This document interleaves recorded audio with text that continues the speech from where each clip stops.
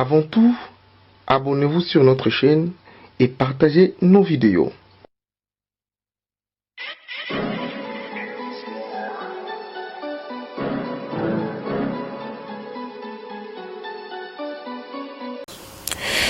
Bienvenue à tous, merci encore une fois dans Éditorial qui est notre émission. Aujourd'hui, nous avons le réel plaisir de recevoir pour vous un écrivain, un avocat, un Congolais qui nous parle de ses œuvres et qui nous parle du Congo. Il se nomme Tata Longi Béatitude. Avec lui, nous allons nous emballer dans la politique. Nous allons parler de l'histoire du Congo, 60 ans après. Qu'est-ce que nous avons comme héritage? Bonjour Tata Longi. Bonjour. Nous vous remercions de cette opportunité que vous nous accordez pour cette première émission d'éditorial, notre émission éditoriale, dont nous parlons de la politique de la RDC et dans le but d'analyser, de réfléchir sur le fond qui est l'essentiel de notre existence en tant que nation au Congo. Pour ceux qui ne vous connaissent pas, Tata Longi Béatitude. Je suis écrivain. Et Tata Longi Béatitude, c'est mon nom de plume. Et je suis aussi avocat. Je m'appelle Maître Bia Bouetoussiwa. Et donc, je suis un acteur culturel, si on veut aussi, parce que j'œuvre dans diverses initiatives et associations culturelles de la place, notamment le Café littéraire de Missy. Et j'interviens aussi dans des activités de l'Association des jeunes écrivains du Congo, la GECO. Merci. Donc, en quelques mots, si vous pouvez présenter la RDC, d'après votre compréhension. Bon, la République démocratique du Congo, il faudrait un livre pour présenter. Pour moi, c'est mon pays. J'aime beaucoup le terme pays. Il me parle beaucoup plus que le terme nation et le terme État, parce que le terme pays me renvoie beaucoup plus à mon imaginaire, parce que je pense que le pays, ce qui nous réunit, c'est d'abord un rêve en l'espèce pour nous qui ne sommes pas de la première génération, des premières générations, c'est un rêve dans lequel nous sommes nés déjà, et qui avait une forme que lui ont donné ceux qu'on peut considérer comme les pères fondateurs. Alors, personnellement, j'ai une perception, je veux dire, un peu qui plonge très loin dans l'histoire par rapport à notre pays.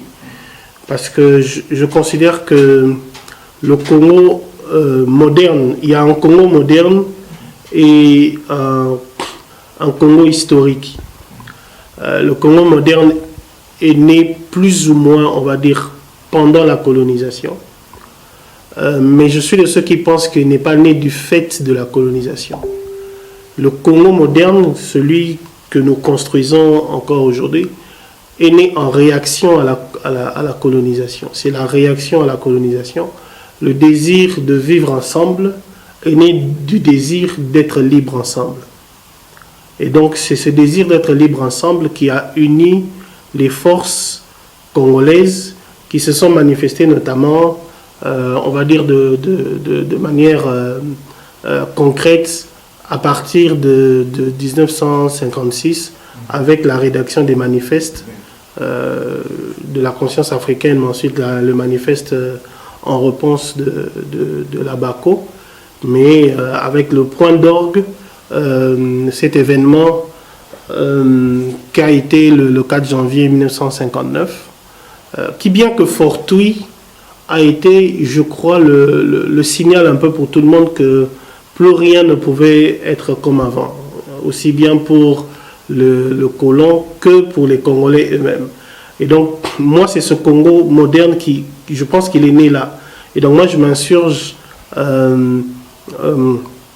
en faux contre tous ceux qui disent, même de bonne foi, que la colonisation a créé le Congo, que c'est le Belge qui a créé le Congo. Le Belge a créé un comptoir, une sorte d'entreprise Et pour ce faire, il a installé tout ce que l'on veut. Mais ce n'est pas ce Congo-là, ce n'est pas ça. Le Congo, c'est le rêve d'un peuple. Et le rêve d'un peuple ne peut pas être créé par un colonisateur. Le rêve d'un peuple est créé par ce peuple-là lui-même. Et ce rêve de peuple a été créé par nous-mêmes en luttant pour notre liberté de manière ensemble, malgré les difficultés qu'il y a eu.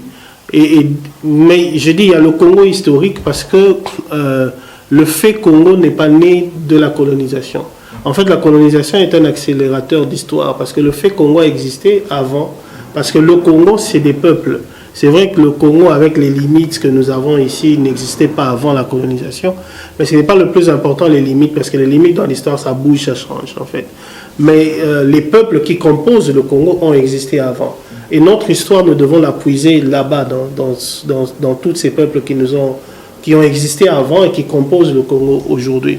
C'est ça qui nous permet de nous replonger dans une vision, j'ai envie de dire millénaire, du rêve Congo, qui n'est pas, on va dire, le Congo a 60 ans. Non, le Congo n'a pas 60 ans, le Congo a 1000 ans. Parce que les peuples qui sont ici ont au moins 1000 ans. Voilà. Bref, c'est toute une thèse, si on veut, et c'est quelque chose auquel je tiens beaucoup parce que, comme je dis, un pays, ce n'est pas une constitution, ce n'est pas un nom, c'est même pas un nom, parce que les noms peuvent changer. Et on a changé de nom pas mal de fois depuis quelques décennies. Mais c'est un rêve. Je vais vous prendre dans mon nom. Lorsque vous parlez de l'Abaco, vous avez cité l'Abaco, vous avez cité ceci de vivre ensemble. Aujourd'hui, avec la classe politique, pourrions-nous dire aujourd'hui que notre pays, nous sommes un État ou nous sommes une nation? En fait, c'est vrai que je suis juriste et je n'ai pas envie d'entrer dans les définitions juridiques de l'État ou politiques de la nation. Ce qui est vrai, enfin, c'est qu'aujourd'hui, on ne peut pas dire que nous ne sommes pas un État au sens juridique. Nous sommes un État au sens juridique. Et au sens politique, nous sommes certainement une nation. Mais nous avons encore du travail à faire dans la construction du rêve congolais. Parce que c'est ça le plus important. Et c'est une très mauvaise optique de partir de l'acception de ce rêve congolais en prenant en compte les politiciens. Les politiciens sont une caste de parasites aujourd'hui qui empêchent le rêve congolais.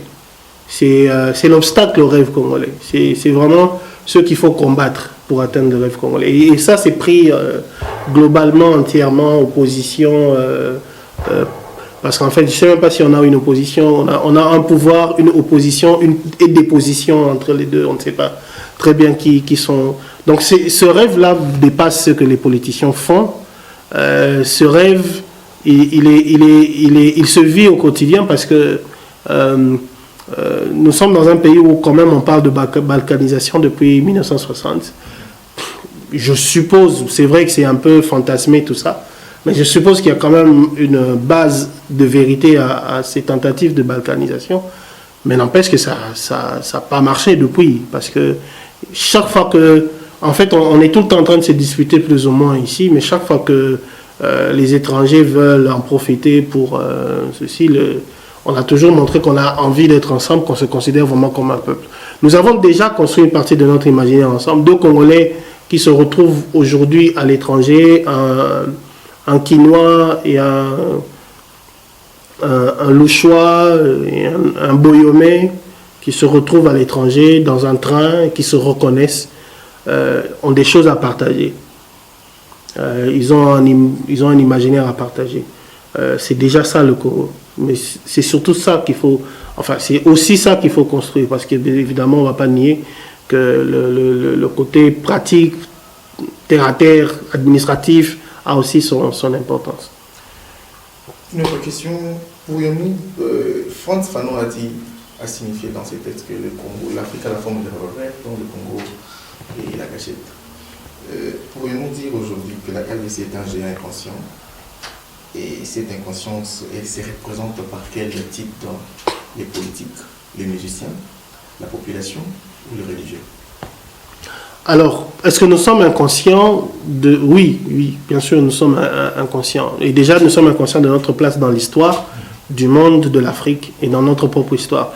Moi, personnellement, lorsque on parlait du Congo important dans l'Afrique, je me disais, bon, il faut d'abord régler nos soucis. Mais c'est surtout à la rencontre d'autres Africains que je me suis toujours rendu compte, étonné de l'attente que suscite le Congo par les autres Africains. C'est une attente énorme et j'ai l'impression que nous n'en avons pas encore suffisamment pris conscience. Les autres Africains, on va dire, nous envient, mais et surtout nous exigent de prendre une place de leader que nous ne voulons pas prendre. Et évidemment, ça, c'est une forme d'inconscience. Que de ne pas le savoir et de ne pas travailler pour ça. Nous avons connu une histoire qui est une histoire, on va dire, difficile. Nous ne sommes pas encore à la hauteur de ce pays. Comme l'avait dit Lumumba, le pays n'est pas grand, le pays est juste le pays. C'est nous qui ne sommes pas suffisamment grands pour lui. Nous ne sommes pas encore suffisamment grand pour lui. On peut trouver des explications où on veut dans l'histoire, dans la manière particulière dont on a été colonisé aussi, ça compte. Bien sûr, on va dire, ça fait déjà 60 ans, c'est pas, on va pas continuer à pleurer sur ça. Bien sûr, on va pas continuer à pleurer, mais il faut bien diagnostiquer les soucis que nous avons. Moi, j'ai peut-être des opinions, des réflexions qui peuvent paraître contradictoires et paradoxales. C'est à la fois de dire que ce que nous sommes aujourd'hui, c'est essentiellement la manière dont la colonisation a été faite et bien sûr la manière dont les premières années ont été menées par les Congolais eux-mêmes, les années Mobutu. Il y a un virage, la colonisation a son importance, mais il y a un virage que Mobutu a raté. Ça, on ne peut pas le nier. C'est-à-dire qu'à un moment donné, lui, il avait vraiment les clés pour nous faire prendre un autre chemin. Il l'a pas fait. Il avait tout en son pouvoir vraiment pour le faire. Il ne l'a pas fait. Et donc, nous sommes ces hommes-là, produits par cette colonisation-là et par ces 20-30 premières années. De côté, je dis la colonisation, les 60 ans que nous venons de passer, c'est pas joli. Mais c'est pas grave parce qu'en fait, comme je dis, nous sommes un peuple, nous sommes des peuples et nous sommes des peuples millénaires. Il y a des siècles et des siècles qui se sont déroulés ici. Et donc 60 ans d'indépendance, 80 années de colonisation, c'est 140 ans. C'est à peu près 3 vies, on va dire. C'est pas beaucoup dans l'histoire d'un peuple. Donc, je suis pas pessimiste du tout. Je pense que ces 60 ans-là, c'est pas beaucoup. Donc, on a le temps. Seulement, il faut que nous ayons des leaders, pas seulement politiques, mais aussi culturels, dans le domaine social, religieux, qui voient au-delà de 3-4 générations, qui essayent d'avoir une vision un peu plus longue. Parce qu'en tant que peuple, nous devons voir très loin. Nous devons construire notre grandeur future ici, en sachant que nous n'allons peut-être pas en cueillir les fruits, mais que nos enfants ou les enfants de nos enfants commenceront à le voir. Donc, on a le temps, mais il faut qu'on commence à travailler déjà. Voilà, nous prenons parce que l'avant-dernière question. Est-ce que, là c'est déjà l'actualité, hein, nous avons vu Jean-Pierre Bemba descendre sur le terrain, il y a 2 mots, d'après certaines plumes que c'est les combats de Jean-Pierre Bemba. De l'autre côté aussi, on a réfléchi. Est-ce que les organisations de marche n'est pas une forme de pression pour quémander encore un autre dialogue, étant donné qu'hier ou avant-hier, il y avait la présence de Kabound auprès de Cardinal Ambon. Bon, disons que j'ai un regard envers la politique qui est encore une fois contradictoire, parce que j'aime bien les contradictions, elles me nourrissent. Ça veut dire que c'est très intéressant dans l'histoire, en tant qu'histoire humaine, en tant que péripétie humaine, mais je veux dire, il faut aussi la remettre dans le contexte qu'il est. Et donc, ce que nous vivons aujourd'hui, en fait, n'est qu'un épiphénomène de ce que nous ne sommes pas encore, nous n'avons pas encore trouvé la bonne tonalité pour vivre en tant que nation. Et là, je parle vraiment du côté politique, de vivre en tant que nation. Évidemment, ça part du fait que nous n'avons pas encore suffisamment construit, nous ne sommes pas suffisamment construits en tant que peuple. Donc le rêve que nous sommes en tant que peuple n'est pas suffisamment construit. Et donc en tant que nation politique non plus, nous n'avons pas encore définir ce que nous voulons être en tant que nation. Et donc, les multiples dialogues qu'il y a eu depuis, ça part de là, en fait. On n'est pas encore... c'est un peu comme si on commence un match et qu'on n'a pas fixé toutes les règles. Donc, de temps en temps, on va commencer à s'arrêter pour s'entendre. Est-ce que ça, c'est une faute, ça, c'est pas une faute? Comment on fait? Et tout ça. Donc, nous sommes un peu dans ce cadre-là. Et la manière dont se sont passées les élections, les contestations, les déficits de légitimité des députés jusqu'au président de la République, parce que la vérité, c'est qu'il y a un déficit de légitimité qu'on comble plus ou moins par une légitimation dans l'action. Tout ça, ça illustre le fait qu'on est encore en train de balbutier. Moi, j'ai mes idées sur la manière dont il faut s'asseoir et se dire... bien sûr, il faut dialoguer. Bien sûr, il faut dialoguer. Mais si c'est juste dialoguer pour dire on se partage le pouvoir, comment, on n'avance pas beaucoup. Mais c'est surtout pour dire qu'est-ce que nous faisons dans notre manière. Qu'est-ce que nous avons fait depuis le début? La loi fondamentale, c'est une loi belge, en fait. La loi fondamentale, c'est une loi belge qui est adoptée par le Parlement belge pour nous. Et d'une certaine manière, on a continué avec ce même paradigme. En fait, on a des constitutions plus ou moins copiées, voilà. Et à aucun moment nous sommes demandé qu'est-ce que nous voulons avoir, qu'est-ce qui nous ressemble le plus dans ce que nous voulons fabriquer comme manière de gouverner notre pays. Et je crois que le dialogue, ça doit être ça, en fait. Ça doit être ça. Qu'est-ce qu'on va faire? Qu'est-ce qu'on va faire? Comment on va diriger ce pays? Et en réalité, il y a une réflexion à mener de ce côté-là. On a essayé trois élections. Ces trois élections ont toutes été contestées, mais violemment en plus. Au bout d'un moment, ce n'est pas juste un problème de mathématiques, je crois. C'est juste qu'il faut qu'on se pose des bonnes questions. Est-ce que nous avons besoin d'avoir ces formes d'élection-là, cette forme d'État-là, ce gouvernement, enfin, ce régime à la française, à l'américaine, ou ceci, tout ça, est-ce qu'on a besoin de ça? Qu'est-ce qu'on veut vraiment? Comment on veut diriger ce peuple? Qu'est-ce qui nous ressemble le plus? Vraiment faire table rase et se poser cette question.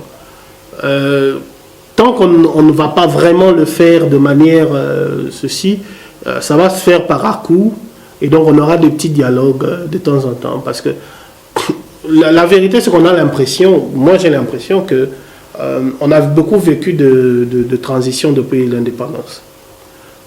On va considérer que la présidence de Kasavubu, c'était une longue transition, jusqu'à ce que Mobutu prenne le pouvoir. De 90 à 2014, on va dire un peu de 90 à 2006, plus ou moins, c'est plus ou moins une autre transition qu'on a eue. On a eu la transition Mobutu, Mouzé est venu, c'était encore une transition. Et quand Joseph Kabila prend le pouvoir, c'est aussi une transition avec le 1+4 et tout ça. On aboutit à des élections, on dit, bon, cette fois-ci, on va gouverner. Ben, on ne gouverne vraiment pas, parce qu'en fait, à partir de 2011, déjà, on reprend une forme de transition, et qui surtout à partir de 2016, en fait, là, on est dans une transition, une autre transition. Donc, on part de transition en transition, on part de dialogue en dialogue, parce qu'en fait, en réalité, on ne règle pas les problèmes de fond, c'est qu'on n'a pas encore réfléchi vraiment sur la manière dont on doit... Et ça, c'est le travail des intellectuels, enfin, ceux qui peuvent prétendre à ce titre. Mais il n'est pas suffisamment fait. Il y a des choses qui se sont faites quand même, mais il n'est pas suffisamment fait. Une dernière question, la responsabilité. Aujourd'hui, nous pouvons dire que la responsabilité est partagée ou nous pouvons toujours accepter les mêmes conditions de vie, les mêmes conditions d'acte de fait qui est devant nous. On a comme l'impression que le Congo est victime non seulement de la classe politique et aussi de ses voisins aussi. La dernière question, c'est ça. Oh, moi, les voisins, je ne les accuse plus. Je l'ai fait pendant un moment, mais je ne les accuse plus. Okay. Je pense que chaque peuple fait ce qu'il peut, avec ce qu'il veut, avec ce qu'il peut. Et donc nos voisins, ils profitent de notre faiblesse. C'est humain, c'est normal. Donc, on ne va pas leur demander d'être plus... c'est un plaisir de participer à cette émission. C'était très intéressant. Les questions étaient pertinentes. Ils m'ont permis de développer 2-3 idées. Et donc je vous souhaite un bon vent. Et donc vous puissiez aller le plus loin possible. Et je dirais que c'est une opportunité que nous solliciterons, que ce soit toujours lorsque nous sommes à mesure de demander la permission de pouvoir l'avoir dans notre émission. Éditorial, c'est une émission école où nous sommes appelés à apprendre et de recevoir aussi, car les métiers de journaliste, c'est de pouvoir informer et de se former lui-même. Sinon, je dis merci pour tous qui vont nous suivre à travers RP Sama Solo Télévision, et je demanderai à ce que vous puissiez vous abonner ou soit partager aussi nos vidéos. Je dis merci à Ado Moncha, qui est le caméraman, en même temps aussi monteur, et merci encore à vous, Papa Longhi.